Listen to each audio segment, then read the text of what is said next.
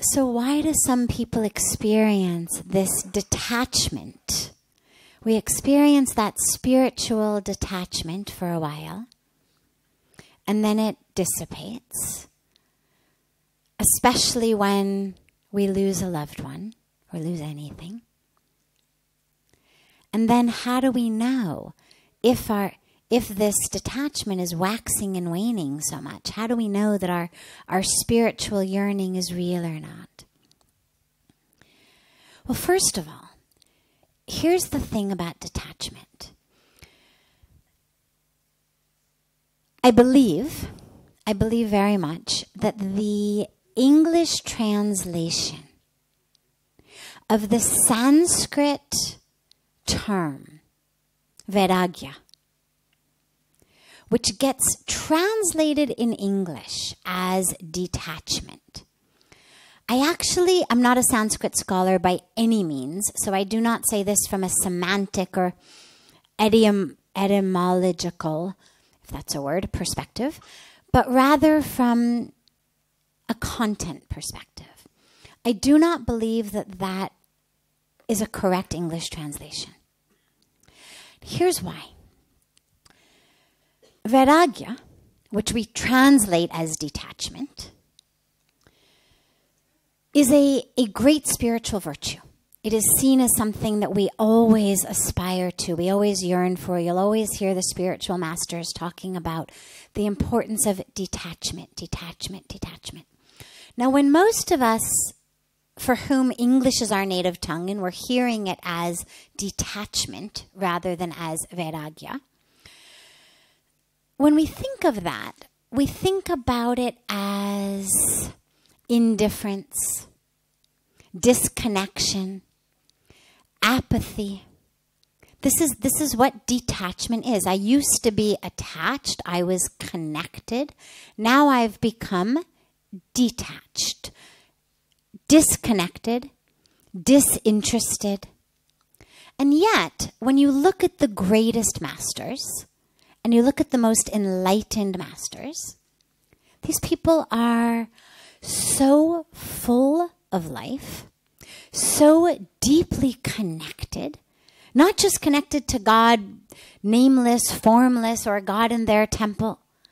They're connected to the world. They're connected to creation. I remember sitting on a stage with His Holiness the Dalai Lama at a function in which I was sitting just behind him, and during the course of the function, he kept bending over like this. Bending over. I had no idea what he was doing. And later, I found out that it turned out what he was doing was there were little insects. It was a huge stage. It was in Haridwar. And there were little insects that were crawling across the stage. And His Holiness was bending over to pick each one up and to hand it to his aide who was standing off the stage. But, the stage was high, so the aide could stand at the foot of the stage, and His Holiness would hand it to him, and the aide would take the insect and, put it safely on the ground. Now, that doesn't sound to me like disinterest, disconnection. This is such connection that He's connected not just with our 2 or 3 or 4 people I love, but He's so deeply connected with the insects that A, He even notices they're there. B, He's worried lest someone, this was a stage, people actually had their shoes on, someone's going to step on it. I told a story a few nights ago about Paramhans Ramakrishna, who was found one day by his disciples lying in the grass in the garden, making all kinds of strange noises. And he was lying on his back, and surrounding him were snakes. And then the noise that he made changed a little bit, and the snakes went away, and bunnies came. And he spent a while making noise to the bunnies, and then the bunnies went away, and the disciples are watching this, and they said to him, what was going on here? And he said, well, the snakes have been eating the bunnies. And we understand the snakes have to eat something. They also need food. But they've been eating way more bunnies than they need. And they've been scaring the bunnies. And so I needed to have a conference with them and explain to the snakes that they really only should take as many bunnies as they need. And that they shouldn't scare the others. And I needed to explain to the bunnies that the snakes didn't mean them any harm. They really were just trying to find their own food for their bellies. Now, I love this story because it shines light on the possibility when you're really connected to the world. But does this look like detachment? I mean, to lay yourself down in the grass and have a negotiation between bunnies and snakes so that they each can live peacefully? I've been here over 21 years and just watching Puja Swamiji, my guru, who every minute of every day, 365, no holidays, no vacation, no weekends, no end of the workday. It's all about service. It's all about giving. Why? Because he's connected. Because he cares. He hasn't been, employed by some humanitarian organization and he better punch a time clock. Right? I mean, he takes nothing from the foundation. Nobody takes anything from the foundation. So, all of the masters I personally have ever either met or read about who were really enlightened were the most connected, compassionate beings. They were the antithesis of what most of us envision as detachment. And yet, here we have this word vairagya that gets translated as detachment. One day, I was listening to someone give a talk on the scriptures. Now, in the Indian scriptures, a lot of these virtues are personified. So bhakti, which means devotion, was actually a person. There was a being bhakti, and bhakti had a life. And bhakti had a son named Vairagya. Now, the minute I heard that, something in me went, okay. So here's what it looks like, as far as I can tell. Bhakti is not just devotion. It's juicy devotion. The Hindi word is ras, essence, juice. Okay? Now, the ras, the juice of devotion, which bhakti is, cannot, in any biological or genetic sense that I can conceive of, give birth to dry, apathetic, disconnected, disinterested detachment. And did not say Vairagya had been adopted. She gave birth. Bhakti's son. So what that to me meant was, okay, so we begin with devotion. Through devotion, what happens is we connect very deeply to the divine. Again, by any name, any form, it doesn't matter. But we connect very deeply to spirit, to the divine. Now, when we do that, something happens automatically, which is the little things that used to bother us stop bothering us. The little things that we used to think were so important stop being so important.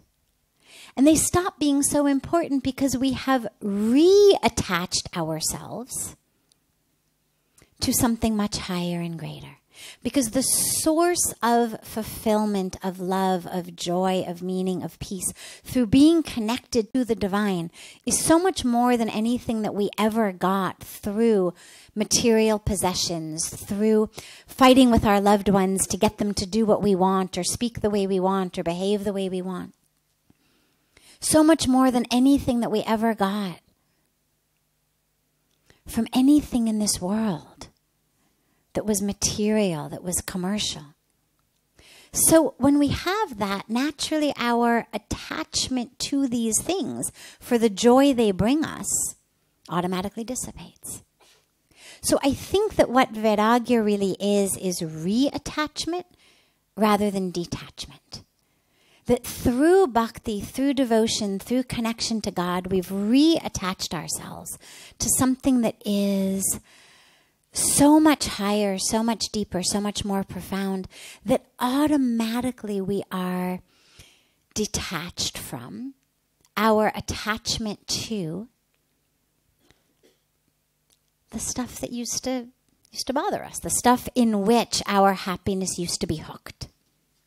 But that doesn't mean we stop caring. It doesn't mean we stop loving. It doesn't mean that we disconnect ourselves. And so, to Bharti, whose question came online, I would say, first of all, just because you've had a very human response to losing a loved one, do not doubt your spiritual path at all. Love is part of the path. And when we love, and we lose the object of that love, we grieve. And that's just, it's part of the package. But what spirituality gives us is an ability to stay connected to the object of love, because what we recognize is it was actually our spirit who loved their spirit. It was our soul connected to their soul, much more so than our body and their body. And all that we've lost is their body. And so spiritually what we get is the opportunity to respond to that beautiful invitation to stay connected to them. Spirit to spirit, soul to soul, love to love, consciousness to consciousness. To find that love within us, rather than needing to see it in them facing us. But do not doubt your spiritual path, number one. Number two, do not strive for disconnection. Do not strive for detachment. Rather, strive for reattachment. Instead of pushing away the world, hook yourself so strongly, so deeply into the divine, that which bothers you about the world will automatically dissipate. It's not about pushing the world away. It's about being so connected, so hooked in over here, that, yeah, they had my brand of cereal, they didn't have my brand of cereal, it doesn't matter. Someone was nice to me, they weren't nice to me, it doesn't matter. Got the job, I didn't get the job, it doesn't matter. In terms of my own grounding, my own connection. Because I'm anchored somewhere over here, or here rather, that is so strong and so powerful that nothing shakes me, or very few things shake me. And that's I think what Vairagya really teaches us.